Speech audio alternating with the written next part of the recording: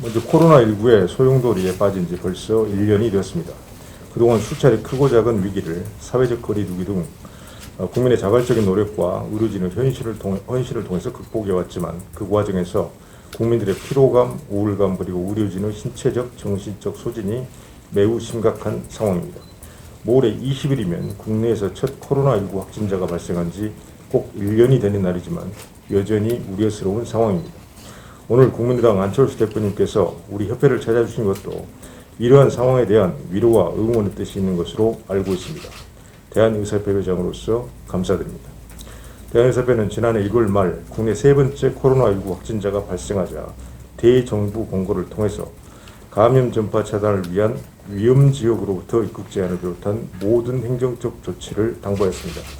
중국발 입국 금지를 당시 7번에 걸쳐서 정부에 권고하였습니다. 이와 함께 코로나19에 대응하는 의료기관도 전담과 비전담으로 이원하여 코로나19 의심 환자의 신속한 진료와 비코로나19 환자의 진료권 보호, 병상 확보를 포함한 중장기 전략의 수립, 의학연구진과 의료진에 대한 코로나19 환자의 임상정보 제공 등을 제안하였습니다. 또 백신 확보 필요성도 강조했습니다. 이후로도 여러 차례 다양한 제안을 선제적으로 내놓았지만 잘 아시는 것처럼 이러한 의료계의 제안은 거의 받아들여지지 않았습니다. 게다가 지난해 여름에는 코로나19로 혼란한 틈에 정부가 기습적으로 의료계와 아무런 상의 없이 공공의대의 신설, 의대 정원의 확대, 협약급여와 시범사업, 원격 의료 강행 등 여러 잘못된 정책들을 밀어붙이면서 파업 투쟁까지 벌어지고 말았습니다. 이후 정부 여당과 합의를 이끌어내긴 했지만 여전히 진정성을 심피하는 행태가 반복이 되고 있습니다. 그 와중에 다시 3차 유행이 벌어진 것입니다. 겨울철이 오면 환자가 급증할 것이라는 것은 누구나 예상했던 일인데도 정부는 허둥거렸습니다. 병상이 부족해서 입원을 기다리다 환자가 사망하고 감염되면 중증으로 진행할 가능성이 높은 노인과 만성질환자들이 입원해 있는 요양병원을 코호트 격리하는 바람에 한 병원에서 수십 명이 사망하기도 하였습니다. 협회로서는 정부 이러한 실책에 대해서 강하게 질책하고 비판하면서도 한편으로는 정부와 지자체들의 요청을 수용해 현장에 의료진을 지원하는 데 총력을 기울이고 있습니다. 재난의료지원팀을 만들어 의사회원들을 선별진료소, 코로나19 전용병원, 생활치료센터 등에 연결시키고 있습니다.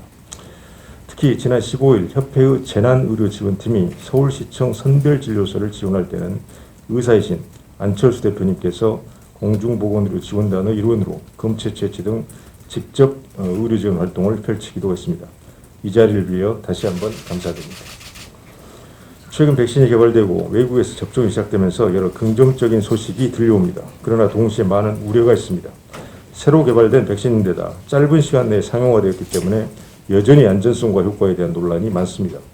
그럼에도 불구하고 백신이야말로 현대 과학과 의학의 정수이고 이 사태를 종결시킬 수 있는 확실한 수단임은 분명합니다. 의학은 과학이고 의사는 과학자입니다. 대한의사협회는 과학적으로 개발되고 검증되고 있는 백신의 접종을 지지합니다. 하지만 백신 접종으로 인한 부작용이나 예기치 못한 사고에 대해 그 어느 때보다도 높은 수준의 최대치의 대비가 필요하다는 것 또한 우리의 단호한 주장입니다. 지난 14일 우리 협회는 백신 접종과 관련한 권고문을 질병관리청 등에 발송했습니다. 이를 통해서 백신에 대한 심사, 허가를 포함해 도입 과정에 대한 투명한 정보 공개, 접종 우선순위 수립, 유통 및 접종계획 확립 등 의료인에 대한 안전교육 등을 권고했습니다. 특히 접종 후 발생할 수 있는 이상 반응에 대해서는 기존의 엄격한 기준보다는 포괄적인 보상과 관리에 대한 원칙을 세울 것을 주문했습니다. 새로 개발된 백신을 단기간에 전 국민에게 접종해야 하는 만큼 부작용이 발생했을 때 정부가 유연하게 포괄적으로 보상함으로써 의료진과 국민을 안심시키는 것이 필수적입니다. 국민의당이 정치권에서 이러한 의료계 주장에 힘을 실어주시고 정책에 반영될 수 있도록 해주신다면 코로나 극복에 큰 힘이 될 것입니다. 또 의료계의 목소리가 실현되는 것이 의료인들에게 그 어떤 위로의 말이나 보상보다도 큰 응원이 될 것입니다. 감사합니다. 코로나19 우리나라가 지금 이 정도나마 버티고 있는 것은 모두 다 의료진들의 헌신, 그리고 시민들의 높은 시민의식, 그 두 가지 때문이라고 저는 계속 말씀을 드려왔었습니다. 오늘 대한의사협회 방문을 해서 저는 세 가지 정도 점에 대해서 깊은 논의를 하고 이것을 먼저 서울시에부터 정책적으로 반영하는 방안을 모색하고자 여기 방문하게 됐습니다. 우선 첫 번째는 백신 관련해서 투명한 정보 공개가 무엇보다도 필요하다고 생각합니다. 백신이 지금 어느 정도 계약을 했는가 그걸로는 충분하지가 않습니다. 몇 월 달에 어떤 백신이 어느 정도가 들어오는지 매달 그 정보를 국민들께 투명하게 밝혀야 합니다.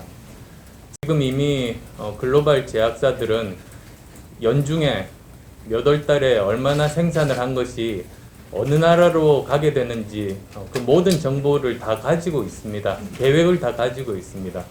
물론 대한민국 정부도 그 정보들을 모두 다 받아서 가지고 있습니다. 그걸 국민들에게 왜 투명하게 공개하지 않는지 저는 참 의문입니다.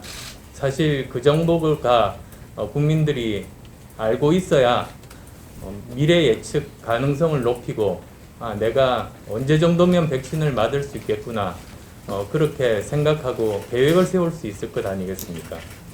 그래서 무엇보다도 이런 백신에 관련된 제대로 된 정보 공개가 정말로 필요하다.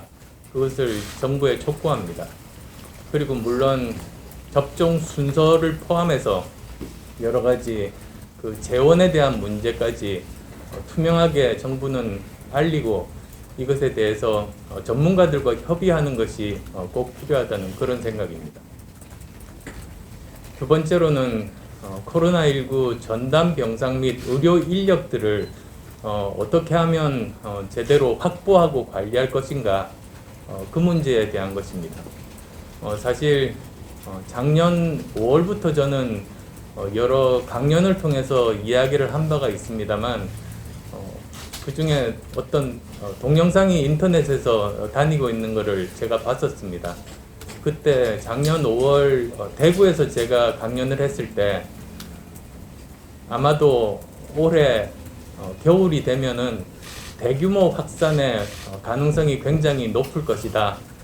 그리고 또 빠르면 올 연말 정도에 백신이 개발이 될 것이니 정부가 미리 대비를 해야 된다고 그때 이야기를 했습니다.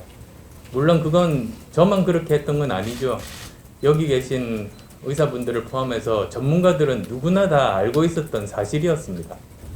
그런데 그러함에도 불구하고 작년 7월 말입니다.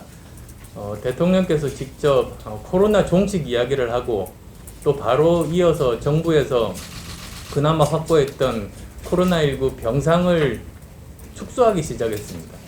물론 8월 중순 들어서 다시 그걸 뒤집어 엎기는 했습니다만 연말에 대규모 확산 가능성을 모든 전문가들이 이야기를 하는 와중에 그렇게 병상 축소를 시도를 했다는 것이 얼마나 정부가 전문가의 의견들을 무시하고 또 여러 가지 그 무능력한가를 잘 보여주고 있다고 생각합니다. 만약에 올해 11월 정도 목표한 대로 11월 정도까지 이런 집단 면역을 확보한다는 가정하에서 아마도 한 번 더 대규모 확산이 있을 수도 있지 않습니까? 그러면 그때까지 우리가 어떻게 버틸 수 있는가? 어떻게 하면 코로나19 전담 병상 내지는 중증 환자를 위한 병상들을 확보를 하고 그리고 또 지금 지쳐있는 의료 인력들을 어떻게 잘 확보하고 관리하고 그리고 거기에 대해서 적절한 조치를 취할 수 있을 것인가 그걸 다시 정부가 제대로 계획을 세워야 할 때라고 봅니다.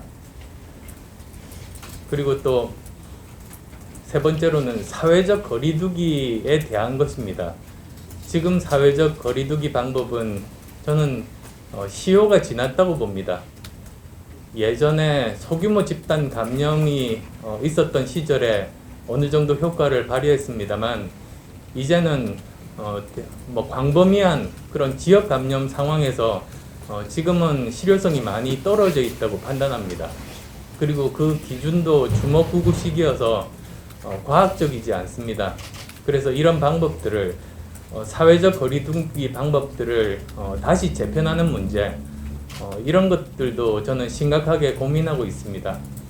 오늘 대한의사협회 여러 전문가분들과 심도 있는 논의를 통해서 서울시부터 그러한 기준들을 세우고 모범을 보인다면, 그러면 모든 전국의 여러 지자체에서 그것을 도입하고 변화를 이끌어낼 수 있지 않을까, 그런 기대를 가지고 왔습니다. 많은 좋은 의견들 경청하겠습니다. 고맙습니다. 우선 가장 중요한 것은 세 가지가 있다고 생각합니다. 첫 번째는 국민들의 집단 면역을 위해서 접종률을 높여야 됩니다. 그런 문제가 있고요. 두 번째는 접종 중에 여러 가지 혼란이 있을 걸로 생각됩니다. 그래서 뭔가 체계화된 접종 시스템이 필요하다 하는 것이고요. 세 번째는 접종 후 안전이 문제입니다. 그래서 어떻게 하면 안전한 접종을 완료하고 접종 후에 사고가 생기지 않을까 하는 그런 세 가지 대책이 필요할 거라고 생각되고, 각각에 대해서 잠깐 설명을 드리겠습니다. 우선 첫째, 접종률을 높이기 위해서는 정말 종합적이고 각 단계별로 치밀한 접종 계획이 필요하겠습니다. 실제로 임상 현장에서는 접종 대상자 1인당 걸리는 시간이 정부에서는 한 10분 정도 생각하고 있는데, 실제로 임상 필드에서는 1시간 이상 걸린다고 생각됩니다. 아무리 짧게 걸려도요. 병원이 코로나 때문에 출입이 어렵습니다. 또 문진표를 작성해야 되고, 의사가 문진 상담을 해야 되고, 또 접수 수납에다가 접종하는 시간만 10분이고 접종 후 대기 시간이 30분입니다. 그러면 의료기관은 그 의료기관의 역량에 맞게 접종 계획을 수립해야 되고, 어떤 환자를 먼저 맞을 건지, 또 그런 환자의 기준은 뭔지, 또 접종 일정과 계획이 치밀하게 짜지지 않으면 이 접종률을 높이는데 굉장히 애로사항이 있다. 또 백신이 한꺼번에 들어오는 게 아니라 어떤 백신이 언제 들어오는지도 모르는 상황입니다. 그러면 각각의 백신마다 적용할 수 있는 의료기관과 적용할 수 있는 대상이 다를 수 있습니다. 그렇기 때문에 그러한 단계별 종합계획이 꼭 필요하겠다. 그런 말씀을 드리고요. 둘째, 접종 중에 혼란을 피하기 위해서 체계화된 접종 시스템이 필요하다 하는 것입니다. 의료기관마다 사실 갖고 있는 예방접종에 관한 인프라가 있고요. 또 인적 자원이 있습니다.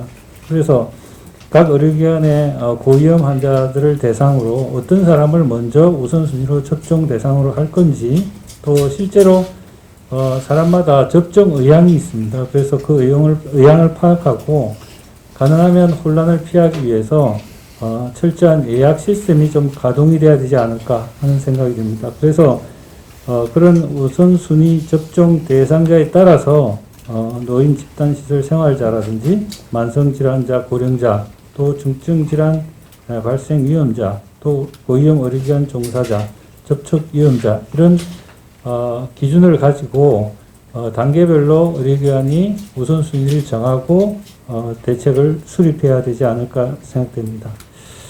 마지막으로 접종 후 안전에 관한 내용입니다. 아시다시피